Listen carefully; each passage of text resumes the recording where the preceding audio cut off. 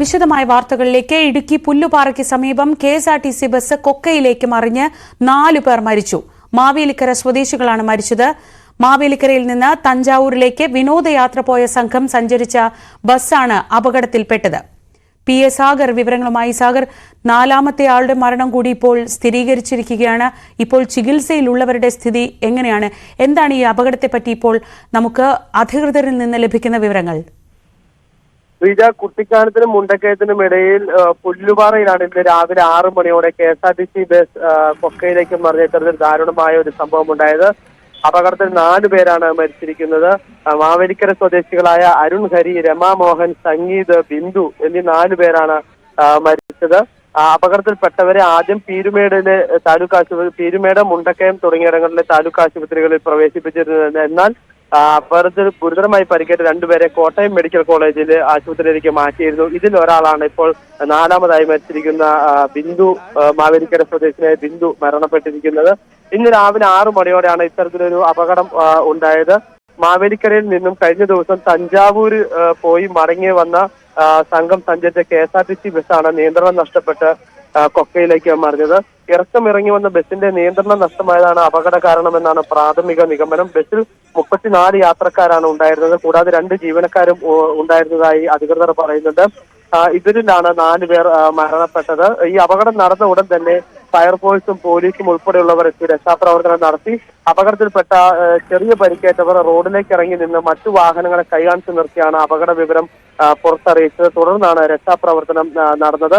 ഈ ബസ് മറിഞ്ഞത് ഏകദേശം 30 അടി താഴ്ചയിലേക്കാണ് മറിഞ്ഞത്. ഈ സമീപത്തെ മരങ്ങളിൽ തട്ടി ബസ് നിൽക്കുകയായിരുന്നു. ഇത്തരത്തിൽ ബസ് തട്ടി നിന്നതിനാൽ തന്നെ വലിയൊരു അപകടമാണ് ഒഴിവായത്. കാരണം ബസ് താഴേക്ക് മറിഞ്ഞാൽ അഗാധമായ കൊക്കയാണ്. വീണ്ടും അപകട നിരക്കിൽ മരണനിരക്ക് കൂടുമായിരുന്ന ഒരു സാഹചര്യം ഉണ്ടായിരുന്നു. എന്തായാലും ബസ് തട്ടി ആ മരത്തിൽ തട്ടി നിന്നതിനാലാണ് ഇത്രയും ഒരു രീതിയിൽ തന്നെ അപകടം ഉണ്ടാവാൻ ഒരു കാരണം ആയത്. ഈ ഭാഗം കൊടും വളവുകൾ നിറഞ്ഞ ഒരു ഭാഗമാണ്. കൊടും വളവുകളും ഇറക്കവും നിറഞ്ഞ ഒരു മേഖലയാണ് ഇവിടം. ഈ റോഡിന്റെ ഒരു ഭാഗം അഗാധമായ ഒരു കൊക്കയാണ്. ഈ ശബരിമല തീർത്ഥാടന കാലമായതിനാൽ തന്നെ ഈ റോഡിൽ വാഹനങ്ങൾ ഏറെയുള്ള ഒരു സമയമാണ്. അതുപോലെ തന്നെ നിത്യമായി അപകടം ഉണ്ടാകുന്ന ഒരു മേഖല കൂടിയാണ്. ഇവിടെ എപ്പോഴും തന്നെ ഹൈവേ പോലീസിന്റെയും മറ്റും പട്രോളിങ്ങും കാര്യങ്ങളും മറ്റും നടക്കുന്ന സ്ഥിരമായ ഒരു മേഖലയാണ്. അപകടം നിറഞ്ഞൊരു മേഖല തന്നെയാണ്. കഴിഞ്ഞ ദിവസം തന്നെ ശബരിമല തീർത്ഥാടക സംഘം സഞ്ചരിച്ച ഒരു വാഹനം ഈ മേഖലയിൽ അപകടത്തിൽപ്പെട്ടിരുന്നു. ഇത്തരത്തിൽ നിരവധി അപകടങ്ങൾ ഉണ്ടാകുന്ന ഒരു മേഖലയിലാണ് ഇപ്പോൾ ഇന്ന് രാവിലെ നടന്ന അപകടം ഉണ്ടായിരിക്കുന്നത്. എന്തായാലും പരിക്കേറ്റ മറ്റുള്ളവരെ കോട്ടയം മെഡിക്കൽ കോളേജ് ആശുപത്രിയിലും പീരുമേട് താലൂക്ക് ആശുപത്രിയിലും മുണ്ടക്കയത്തുള്ള ആശുപത്രിയിലും എല്ലാം പ്രവേശിപ്പിച്ചിട്ടുണ്ട്. പരിക്കേറ്റ ഒരാളുടെ കൂടി നില ഗുരുതരമാണെന്നാണ് അധികൃതർ നൽകുന്ന വിവരം. അയാളെ കോട്ടയം മെഡിക്കൽ കോളേജിലാണ് പ്രവേശിപ്പിച്ചിരിക്കുന്നത്. മറ്റുള്ളവരുടെ പരിക്ക് ഗുരുതരം അല്ലെങ്കിലും അല്പമായി സാരമായി പരിക്കേറ്റിട്ടുണ്ട്. കാരണം ഈ ബസ് റോഡിൽ നിന്ന് താഴേക്ക് മറിഞ്ഞ ഒരു ഘട്ടത്തിൽ പലരും റോഡിന്റെ ബസ്സിൽ നിന്ന് തെറിച്ചു വീഴുന്ന ഒരു സാഹചര്യം ഉണ്ടായി.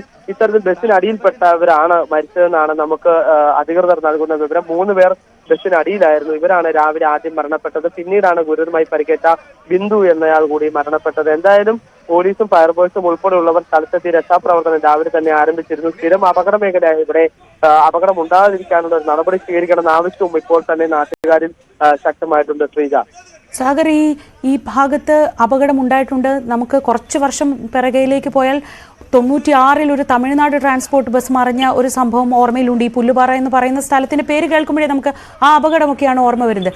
ഈ സാധാരണ വണ്ടി പോലെ അല്ല KSRTC ബസ് എന്ന് പറയുമ്പോൾ അവർ സ്ഥിരം ആ റൂട്ടിൽ പോകുന്നവരാണ്. ആ റോഡിനെ കുറിച്ച് നല്ല ധാരണയുള്ളവരാണ്.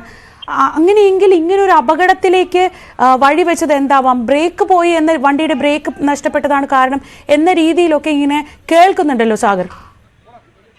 തീർച്ചയായും ഈ മേഖലയിൽ പരിചിതരല്ലാത്ത ഡ്രൈവർമാർ വാഹനം ഓടിക്കുന്നതാണ് മിക്കപ്പോഴും അപകടത്തിന് കാരണമാകുന്നത്. കാരണം മറ്റുള്ള സ്ഥലങ്ങളെ പോലെ അല്ല ഈ ഒരു പ്രദേശം. കുത്തിറക്കുകൾ, കയറ്റങ്ങൾ, വളവുകൾ, തിരിവുകൾ അത് അടുത്തടുത്ത് വരുന്ന ഒരു മേഖലയാണ്. അതിനാൽ തന്നെയാണ് ഈ ഭാഗം ഒരു നിത്യേന ഒരു അപകട മേഖലയാവുന്നത്. മറ്റുള്ളവരിൽ നിന്ന് വരുന്ന ഡ്രൈവർമാരുടെ ഒരു പരിചയക്കുറവ് ഇവിടെ അപകടത്തിന് മിക്കപ്പോഴും കാരണമാവുന്നുണ്ട്. കാരണം ഈ പരിചയമല്ലാത്ത ഒരു റോഡിൽ കൂടി വരുമ്പോൾ ഒരു വളവ് തിരിഞ്ഞ് ഉടൻ തന്നെ ഒരു അടുത്ത വളവിലേക്ക് വരുന്നു. അപ്പോൾ തന്നെ ഒരു ഇറക്കം വരുന്നു.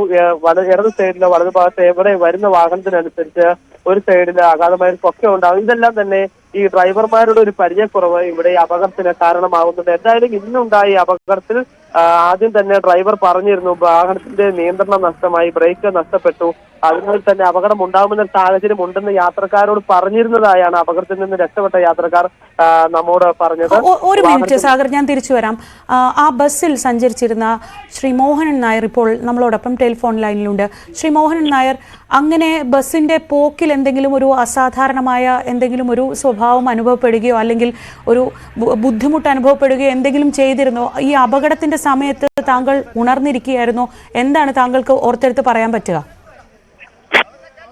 ഹലോ, ഇത് വണ്ടിയിൽ ഞാനുണ്ടായിരുന്നല്ല, എന്റെ ആൾക്കാരുണ്ടായിരുന്നത്.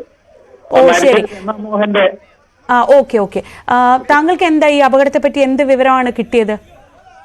പിന്നെ തിരിച്ചു വരുന്ന എനിക്ക് വണ്ടിയുടെ ബ്രേക്ക് ഇല്ല എന്നുള്ളത് ഡ്രൈവർ പറഞ്ഞായിട്ടാ പറയുന്നേ.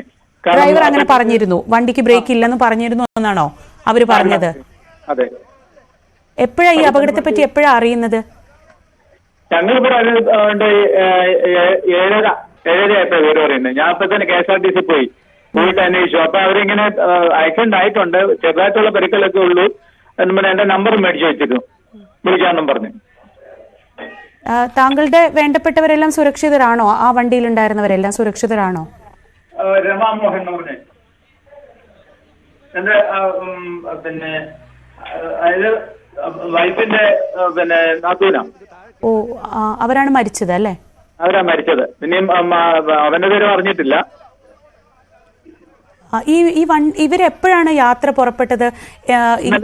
ഇന്നലെ രാവിലെ 5:30 മറ്റോ പോയവര്. ശരി, നന്ദി ശ്രീ മോഹനൻ സംസാരിച്ചതിന്. മാവേലിക്കര സ്വദേശികളായ 4 പേരാണ് ഇപ്പോൾ മരിച്ച വിവരം സ്ഥിരീകരിക്കുന്നത്. KSRTCയുടെ മാവേലിക്കര ഡിപ്പോയിൽ നിന്ന് പുറപ്പെട്ട ബജറ്റ് ടൂറിസം ബസ് തഞ്ചാവൂരിലേക്കാണ് ഈ ട്രിപ്പ് പുറപ്പെട്ടത്. ഇന്നലെ പുലർച്ചെ അവർ തഞ്ചാവൂരിലേക്ക് പോയി. ഇന്ന് മടങ്ങി വരുന്ന വഴിക്കാണ് ഈ അപകടമുണ്ടായത്. 6 മണിയോടെ മുണ്ടക്കയത്തിനും കുട്ടിക്കാനത്തിനും ഇടയ്ക്കുള്ള പുല്ലുപാറ എന്ന് പറയുന്ന സ്ഥലത്ത് വെച്ചാണ് ഈ ബസ് കൊക്കയിലേക്ക് മറിഞ്ഞത്. ആദ്യഘട്ടത്തിൽ ആ ബസ്സിൽ നിന്ന് രക്ഷപ്പെട്ട ആളുകൾ പുറത്തെത്തിയാണ് ഈ വിവരം റോഡിൽ വരുന്ന ആളുകളെ അറിയിച്ചതും ഈ വിവരം പുറത്തറിഞ്ഞതും അങ്ങനെയാണ്. സാഗർ തുടരുന്നുണ്ട്. സാഗർ, അങ്ങനെയെങ്കിൽ ഈ ബസ്സിൻ്റെ ബ്രേക്ക് നഷ്ടപ്പെട്ടിരുന്നു എന്ന് ഡ്രൈവർ പറഞ്ഞു. അതൊരു അസ്വാഭാവികമായി തോന്നുന്നുണ്ട്. കാരണം അങ്ങനെ ഒരു സാഹചര്യത്തിൽ ഒരിക്കലും ആ ബസ്സുമായി ഡ്രൈവർ മുന്നോട്ട് പോകുമെന്ന് തോന്നുന്നില്ല.